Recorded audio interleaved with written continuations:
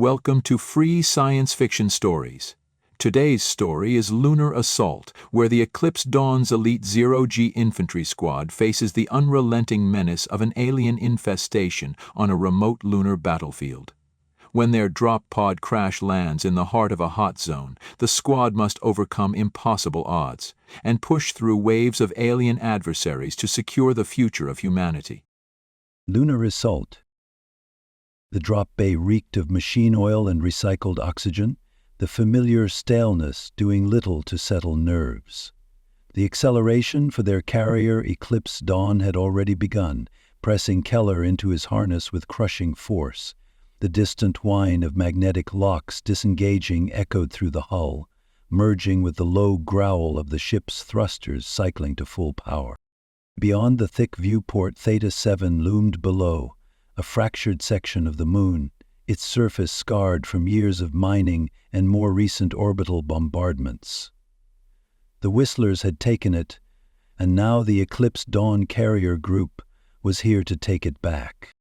Keller checked his mag clamps, then his rifle's charge indicator. Full power. Good. The dropship's interior lights flickered red as incoming fire rattled the hull, the distant roar of anti-orbital cannons discharging into the void. Outside, the fighter escort engaged Whistler bioships, their laser trails flashing in the blackness. A violent shudder sent a jolt through his spine as something struck the ship's hull. A pressure alarm flashed on his HUD. "Hold on, we're taking fire," the pilot's voice crackled over comms, strained but controlled. Across from Keller, Rogan grinned, adjusting the feed to his portable laser cannon. "You ready for this, Lieutenant?" Keller glanced up at him, unimpressed. "You smiling because you think this is going to be easy?" "Nah." Rogan's grin widened as he patted the cannon's reinforced grip. "I just like my job." Dorn, sitting to Keller's left, swallowed hard, gripping his harness straps. His first combat drop. Keller could see it in the way the kid's shoulders locked stiff, his fingers twitching over his thigh holster. "You nervous, Dorn?" Rogan asked, smirking as a sudden impact sent a violent shudder through the ship. "No," Dorn said too quickly. "Yeah, you are," Rogan shot back, tightening the clamps on his boots. "Don't worry, just stick with us, keep your aim steady, and try not to float off into the black." Dorn looked at him, eyes slightly wide. "That happens?" Ives, already focused on calibrating the team's comm relay, didn't even look up. "It happened to Clarkson's squad on Midas Prime." Dorn's face went pale. "Wait, what?" "Yeah," Rogan said, nodding. "Lost 3 guys in a bad drop, no suit thrusters, they just kinda drifted off." "That's not helping," Keller muttered. Rogan shrugged. "I was trying to make him feel better. It almost never happens." Another impact, this time a direct hit. The ship jolted, Keller's harness biting into his chest as alarms blared. The red emergency lights flickered, and Keller's HUD flashed decompression warning. "Pilot, report," Keller said. "We're venting pressure. Hull breach, but we're holding. Brace, we're going in fast." The dropship lurched violently, and the red light above the cabin switched to amber. 1 minute to release." A bright streak of plasma lanced past the viewport, followed by a kinetic round that punched through another dropship in formation. The ship exploded in eerie silence, bodies spilling into the void. "Approaching Theta 7, brace for heavy fire. Fighter escorts are engaging, but Whistler defenses are active. We have projectiles incoming." Keller gripped the overhead rail, fighting against the ship's violent tilt as the pilot veered hard to avoid another incoming shot. Through the viewport, another dropship wasn't so lucky. A kinetic round punched through its hull, sending it spinning into the black. 30 seconds. Rogan gripped his cannon, muttering to himself. Dorn tightened his hold on his rifle. Ives locked in a final command to the squad's long-range comms array. 15 seconds.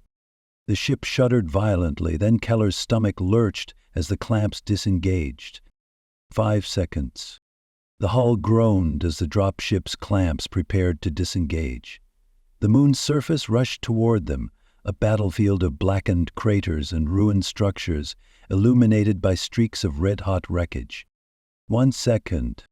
Then the clamps disengaged and there was a momentary feeling of weightlessness. Their drop boosters engaged, firing in controlled bursts as they rocketed toward the moon's embattled surface. The void was silent but alive with light and fire. Keller's visor display lit up with incoming threat markers as he angled his descent, thruster bursts adjusting his trajectory. Below, the surface of Theta 7 flickered with gunfire and the lancing beams of energy weapons. "Stay tight, we land together," Keller barked, his comms crackling with interference from the ongoing battle. Ives adjusted his flight path, his voice calm despite the chaos. "Whistler ground forces are dug in, their flyers are moving fast. Watch for projectile fire."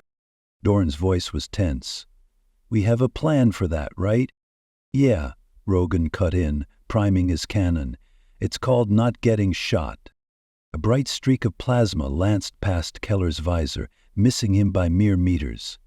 The Whistlers were already firing from the surface, filling the void with waves of superheated energy and spiked projectiles. More kinetic slugs zipped past, some finding targets, punching through the armor of human soldiers mid-descent. "Taking heavy fire, loosen up," Keller shouted, firing his suit thrusters to strafe mid-air, avoiding another plasma burst. Through the mist of vaporizing metal, something else emerged from the black. Whistler space squid drones. A swarm of them, gliding through the void on pulsating biothrusters, their elongated bodies coiled as they adjusted course, moving rapidly to join the battle. "Contact! Contact!" Rogan's voice rang over comms.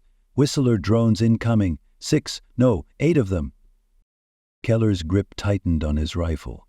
"Weapons free! Light 'em up!" The first bolts of laser fire cut through the dark, shearing through one of the drones as it tried to evade. The rest scattered, twisting in unnatural patterns, closing the distance fast.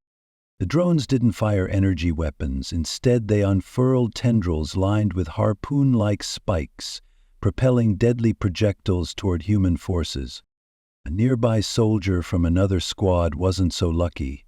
A harpoon lanced through his chest plate, breaching his suit. He spun helplessly in 0G, blood crystallizing in an instant as he tumbled into the void. A plasma round exploded nearby, sending Keller spinning off course. He barely had time to recover before a drone latched onto a soldier just below him, its barbed tendrils constricting, crushing armor plates. Ives fired a sustained beam at it, burning through its organic plating, but not before it ripped the soldier apart, sending his remains drifting. Dorn fired wildly as the drone sped toward him. Keller twisted midair, snapping a shot that severed the drone's biothruster, sending it tumbling away into the dark. "Keep moving, get to the surface," Keller barked. The battlefield was a maelstrom of drifting bodies, laser fire, and burning wreckage. The moon's surface loomed below, riddled with craters, jagged mining equipment, and entrenched Whistler forces waiting for them. And they were dropping straight into it. Keller hit the lunar surface hard, a plume of moon dust exploding around him. He barely had time to process his surroundings before another Whistler plasma round exploded nearby, sending up a silent cloud of vaporized rock. "Status?" Keller barked, scanning for his squad. His head was a blizzard of threat markers, friendly signals blinking in and out as interference from the Whistler drones scrambled communications. "I'm up," Rogan's voice came over comms, ragged but steady. He was already moving, adjusting the power feed on his cannon as he took cover behind a wrecked mining transport. "Guys, Dorn, sound off." "Ives here. Dorn's down hard, but he's breathing." Keller turned, spotting Dorn sprawled near a half-buried drill arm, his rifle floating just out of reach. His helmet visor was cracked, warning indicators flashing red. The autosealer was doing its best to close the cracks, but it was sapping oxygen and making a loud squealing sound before the gap was closed. "Dorn, get up, get your weapon," Keller ordered. Dorn scrambled for his rifle, pulling himself upright just as a spike projectile embedded itself into the ground, inches from his leg. He swore, stumbling back toward cover, weapon recovered. They've got our LZ zeroed in. We need to push forward, Rogan called, firing a sustained laser burst at a Whistler gunner perched on a twisted comms relay. The alien flailed silently in vacuum as the beam burned through its torso, sending its limp body drifting into the void. More Whistler infantry emerged from cover, moving as a unit.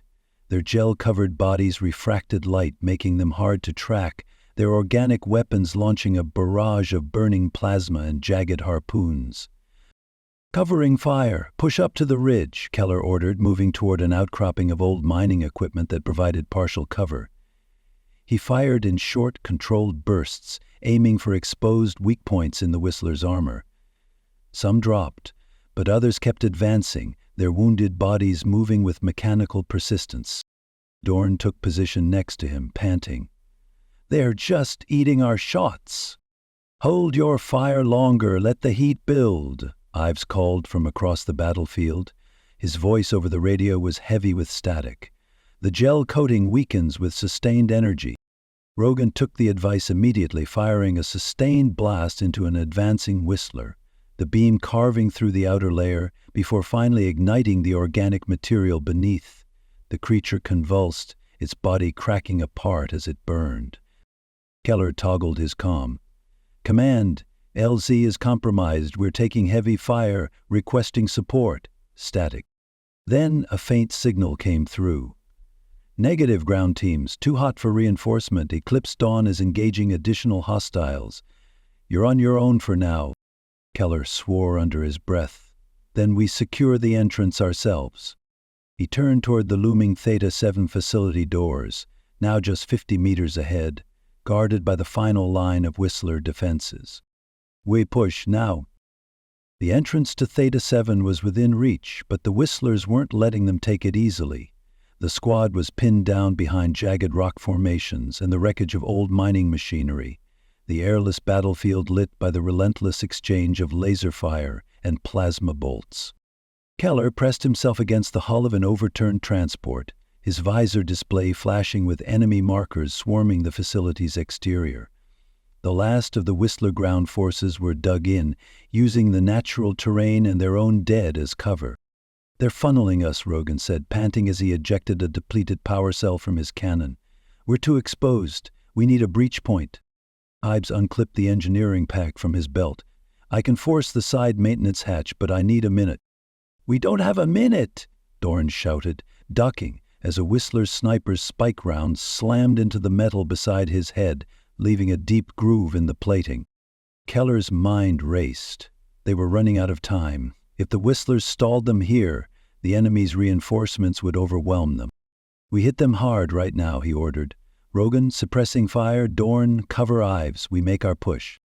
Rogan nodded, attaching a fresh energy cell to his cannon. "Let's cook him."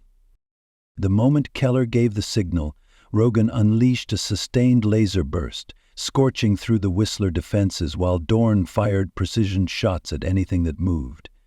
The Whistlers returned fire, their plasma rounds searing past Ad's visor as he sprinted toward the airlock. Ives reached the control panel, slamming a hacking module onto the rusted console. "Breaching now! 20 seconds!" The Whistlers must have realized their plan because a new wave of them surged forward, abandoning their positions in a full frontal assault. Keller met them head-on, firing in controlled bursts, picking off the first creatures that closed the gap. One of them lunged, moving faster than expected, forcing him to pivot, firing point-blank into its torso. The heat burned through the gel coating, and the creature crumpled, twitching in the lunar dust. "Almost there. Hold them off," Ives called, wrestling with the failing override system. Rogan slammed his cannon into the ground, bracing it as he fired a concentrated beam at the largest Whistler in sight. The creature withered in the vacuum, its limbs thrashing as its body cracked apart from the heat. "Doors open! Move!" Ives yelled as the airlock controls flashed green. The squad rushed forward, firing a final barrage to cover their approach. Dorn was the last in, hitting the control panel and slamming the door shut behind them. Keller looked around at his team, breathing hard in the dead quiet of the sealed chamber. "Exterior entrance secured," he said, his voice level but grim. "Command better send someone to hold it." Dorn exhaled. "They'd better send a whole army." The gunfire had stopped, but Keller wasn't fooled. The silence wasn't safety, it was just the end of one fight and the beginning of another. He stood near the airlock bulkhead, scanning his squad as they took stock of their injuries. Ives knelt near the control panel, running post-breach diagnostics, his hand still shaking from adrenaline. Rogan leaned against the wall, visor lifted just enough to wipe sweat from his brow. Dorn sat on a supply crate, staring at the sealed airlock, his breathing shallow. Keller looked toward the reinforced airlock, the thick plating now marred by battle damage and Whistler residue. Something about it unsettled him. The Whistlers had fought like demons to defend it, but now? Now, there was nothing, no movement. Then, from beyond the sealed airlock, something knocked. 3 slow, deliberate thuds. The squad froze. Dorn's breathing hitched, his wide eyes locked on the door. Ives' fingers hovered over his weapon. Even Rogan's smirk faded. Keller exhaled sharply, forcing himself to stay calm. "Hold position," he said, though his grip on his rifle tightened. Then, his HUD flickered. For a second, a proximity alert flashed red, movement detected, but there was nothing on the external scanners. The knock didn't come again, but somewhere deep inside Theta 7, something was awake and listening. "If you thought this was bad, be glad we're not the guys that have to go in there," Keller said. Enjoy this story? Subscribe to Free Science Fiction Stories for daily sci-fi adventures.